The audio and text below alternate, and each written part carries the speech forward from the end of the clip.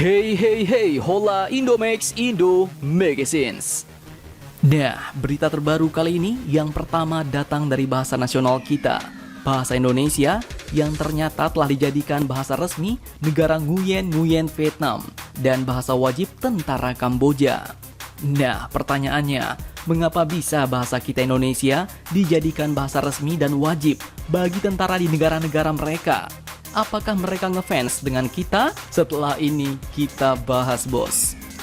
Kemudian berita kedua yang cukup mantap kali ini datang lagi dari Bakamla, Badan Keamanan Laut Indonesia alias Coast Guard-nya Indonesia, yang kini kabarnya tengah bersiap membangun pangkalan armada barunya. Nah, di daerah manakah pangkalan armada Bakamla baru ini berada? Setelah ini kita bahas.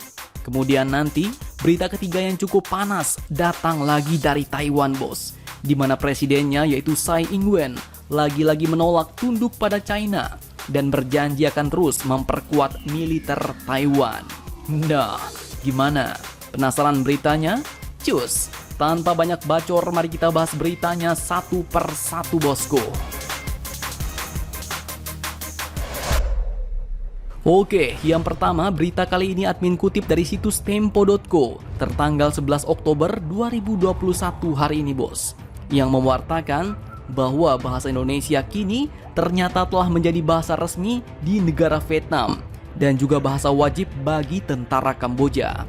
Pertanyaannya, mengapa Vietnam dan Kamboja menjadikan bahasa Indonesia sebagai bahasa resmi negara dan bahasa wajib militernya? Nah, yang pertama, mulai dari Vietnam, bos. Pemerintah Ho Chi Minh City pada bulan Desember tahun 2007 silam secara resmi mengumumkan bahwa bahasa Indonesia telah menjadi bahasa resmi kedua di negara itu setelah bahasa Vietnam. Dan terkait hal ini, bahasa Indonesia pun akhirnya menjadi sejajar dengan bahasa Inggris, Perancis, dan Jepang di negara Nguyen itu, bos. Dan ternyata alasannya pun simple. Hal ini pun dilakukan Vietnam untuk meningkatkan studi bahasa Indonesia dan menjaga hubungan bilateral dengan Indonesia.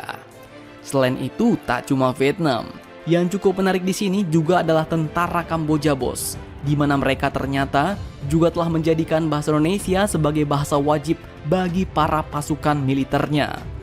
Dikutip dari kemlu.go.id, markas besar Tentara 911 di Kamboja bahkan pernah membuka kelas bahasa Indonesia di mana tujuannya ternyata adalah agar memudahkan pemahaman dan komunikasi dalam menerima berbagai pelatihan bidang militer yang diberikan oleh Indonesia kepada Kamboja, baik di Indonesia maupun di Kamboja. Nah, itulah tadi alasan mengapa kedua negara ASEAN itu menjadikan bahasa Indonesia istimewa di negaranya. Dan sebenarnya tak cuma dua negara ASEAN itu saja, bos, yang menggunakan bahasa Indonesia.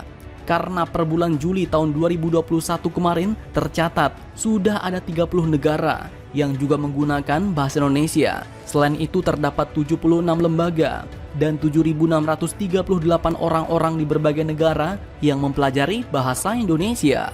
Nah, tahukah kalian negara mana sajakah itu? Silahkan kalian cocot bacor di kolom komentar, bos.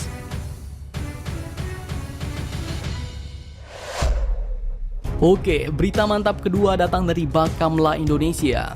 Dikutip dari beberapa sumber berita berikut, diketahui bahwa ternyata Bakamla saat ini tengah bersiap membangun pangkalan armada barunya untuk zona maritim tengah. Pangkalan ini pun nantinya akan dibangun di desa Oluhuta, Kecamatan Atinggola, Gorontalo Utara atau Gorut, Pulau Sulawesi.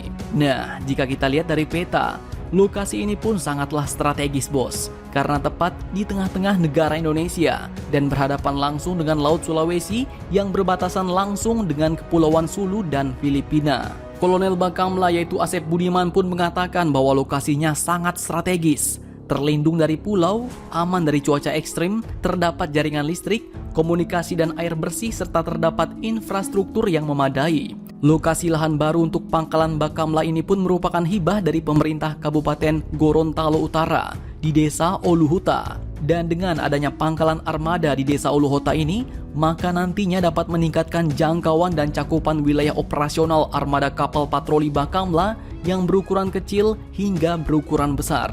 Dan nantinya juga akan mengurangi waktu reaksi armada patroli dalam menanggapi kejadian di laut dalam wilayah alur laut Kepulauan Indonesia II atau ALKI II, terutama dalam mengamankan daerah yang berbatasan langsung dengan negara Filipina yang rawan masuknya penyelundupan senjata api dan bahan peledak, termasuklah juga orang-orang asing, bos. Mantap, mantap jos. Semoga dengan pangkalan baru ini nantinya armada Bakamla kita dapat semakin kuat dan tangguh ya bos.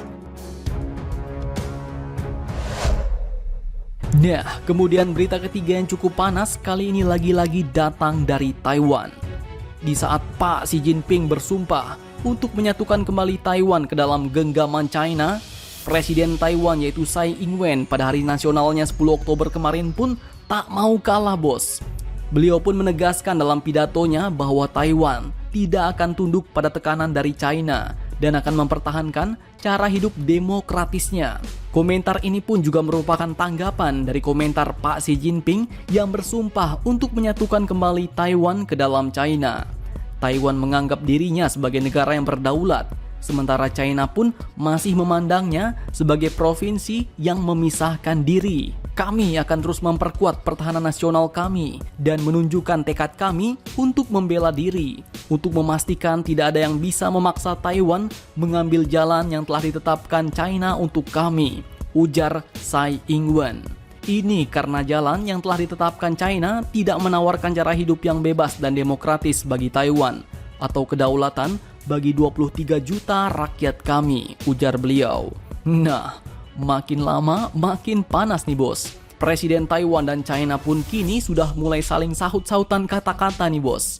Apakah nanti saut-sautan kata-kata ini akan berubah menjadi saut-sautan peluru dan rudal? Semoga saja tidak ya bos. Akhir kata, jadi bagaimana menurut kalian? Jangan lupa komentar, tetaplah kalian barbar dan jangan santuy terus. Demi Indonesia maju, salam Indomax, Indo make sense.